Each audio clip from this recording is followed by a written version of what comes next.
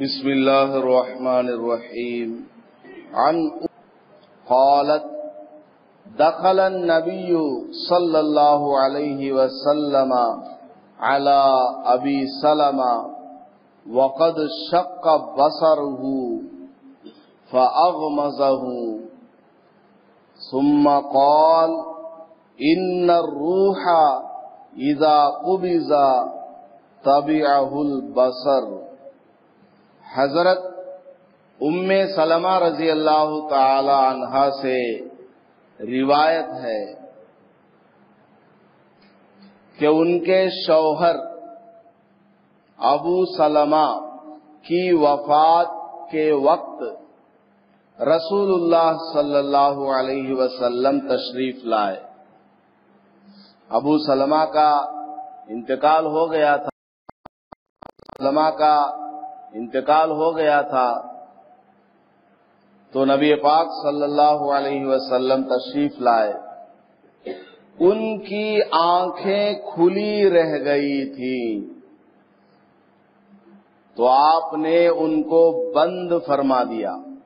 آنکھیں کھلی ہوئی تھی تو آپ صلی اللہ علیہ وسلم نے آنکھوں کو بند کر دیا اور ارشاد فرمایا جب جسم سے روح نکل جاتی ہے تو بینائی بھی اسی کے ساتھ چلی جاتی ہے. جب آدمی مر گیا تو جسم کے اندر اعضاء جو کام کرتے تھے وہ کام کرنا چھوڑ دیں گے. تو ان کی آنکھوں کو آپ صلی اللہ علیہ وسلم نے دیکھا کہ موت کے بعد بھی کھلی ہوئی ہے. تو آپ صلی اللہ علیہ وسلم نے آنکھوں کو بند کر دیا اور فرمایا کہ جب جان جسم سے نکل جاتی ہے تو پھر بینائی یعنی آنکھوں میں دیکھنے کی جو طاقت ہے وہ بھی ختم ہو جاتی ہے. اس لیے موت کے بعد آنکھوں کو بند ہی کر دینا چاہیے. موت کے بعد آنکھوں کو بند کر دینا چاہیے. آپ صلی اللہ علیہ وسلم کی یہ بات سن کر ان کے گھر کے آدمی چلا چلا کر رونے لگے. چلا چلا کر وہ لوگ رونے لگے اور اس رنج اور صدمے کی حالت میں نکلنے لگی جو خود ان لوگوں کے حق میں بد دعا تھی. ایسا تو ہم اور آپ اکثر دیکھتے رہتے ہیں. کسی کے یہاں انتقال ہو گیا, کسی کی موت ہو گئی, بیٹے کا انتقال ہو گیا یا گھر کے سرپرست کا انتقال ہو گیا تو لوگ خصوصاً عورتیں سینہ پیٹتی رہتی ہیں اور زور زور چلا چلا کر کے روتی رہتی ہے. اور بعض دفعہ عورتیں اور کچھ لوگ اس طرح کے الفاظ بھی زبان سے کہہ دیتے ہیں جن سے آدمی کو بہت پریشانی بعد میں چل کر اٹھانی پڑتی ہے. کوئی بد دعا دے دیتے ہیں جیسے کہ یہاں پر حدیث میں بتایا جا رہا ہے. بعض لوگ تو اللہ ہی کو برا بھلا کہہ دیتے ہیں, اللہ کو ہی کوسنے لگتے ہیں, برا بھلا کہہ دیتے ہیں کہ تجھے ابھی وقت ملا کیا مارنے کا, ابھی تو شادی باقی ہے, ابھی شادی دیکھا نہیں میرے لڑکے نے. بہت ساری باتیں عورتیں بول دیتی ہیں اور ان کو پتہ نہیں ہے کہ کون سی بات سے کیا کیا ہونے والا ہے. ایسی ایسی باتیں بھی زبان سے لوگ نکال دیتے ہیں کہ بعض مرتبہ آدمی کافر بھی ہو جاتا ہے, ایمان سے وہ نکل جاتا ہے. جس صفت کے ساتھ اللہ تعالی متصف نہیں ہے لوگوں نے اللہ کو ویسا کہہ دیا, ویسا سمجھ لیا تو پھر کیا ہو جائے گا, آدمی ایمان سے نکل جائے گا.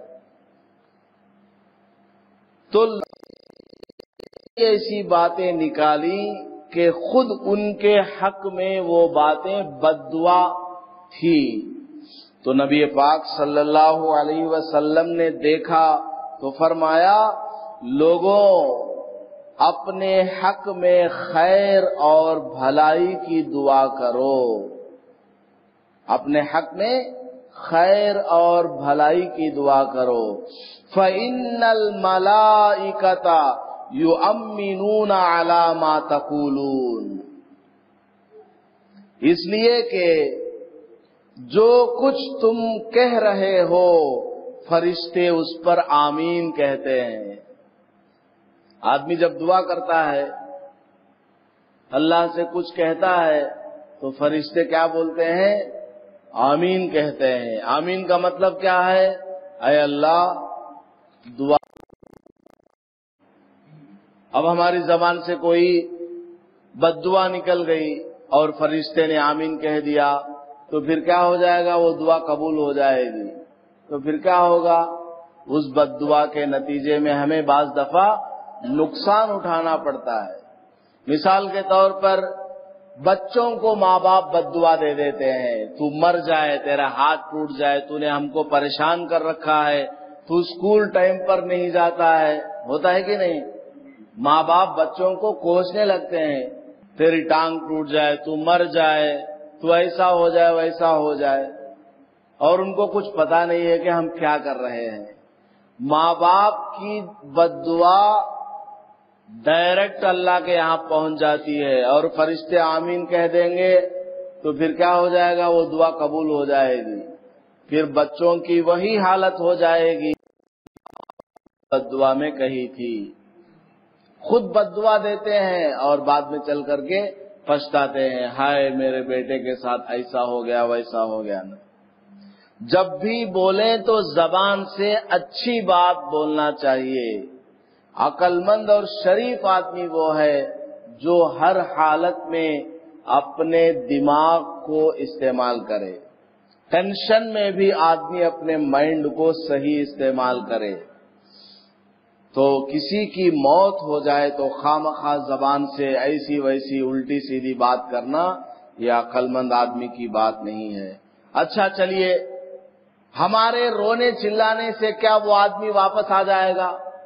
اگر ہمارے رونے چلانے پکارنے سے وہ آدمی واپس آ جاتا ہے، کوئی آدمی یہ کہتا ہے تو چلو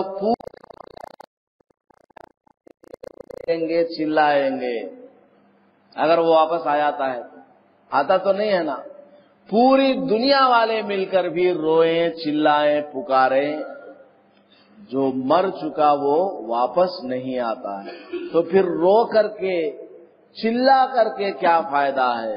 رونا تو ہے، انتقال ہو جائے، کسی کی موت ہو جائے، رونا ضرور آتا ہے، دل میں غم ہوتا ہے، تڑپ ہوتی ہے، رونا تو ضرور آئے گا، وہ منع نہیں ہے، غم کرنا منع نہیں ہے، لیکن اتنا زیادہ رونا کہ جس میں آدمی سینہ پھاڑنے لگے اور چلا چلا کر کے رونے لگے اور پردے کا بھی خیال نہ رہے۔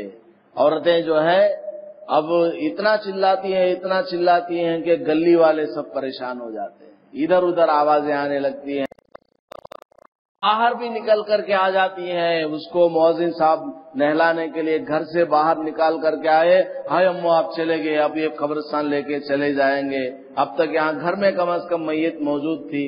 اس طرح عورتیں چلاتی باہر آ جاتی ہے، ان کی ساڑی کہیں جا رہی ہے، ان کا لباس کہیں جا رہا ہے، ذرا برابر بھی پردے کا بھی خیال نہیں کرتے ہیں۔ اللہ حفاظت فرمائے۔ تو جتنا کرنا ہے اتنا تو اجازت ہے، لیکن زیادہ رونا چلانا چیخ و پکار یہ اچھا نہیں ہے۔ پھر آپ صلی اللہ علیہ وسلم نے خود اس طرح دعا فرمائی۔ کیا دعا فرمائی؟ ان کو تو منع کیا کہ بد دعائیں مت کہا کرو، فرشتے آمین کہتے ہیں۔ پھر حضور نے خود دعا فرمائی۔ کیا فرمائی؟ اللہم اغفر لی ابی سلمہ، اے اللہ یہ جو ابو سلمہ کا ان کی مغفرت فرما۔ یہ کرنے والے کام ہیں، جتنی دیر رونے میں لگ رہا ہے اتنی دیر بیٹھ کے قرآن پڑھو، ان کے نام پر ثواب پہنچاؤ، قرآن پڑھتے ہوئے روتے رہو۔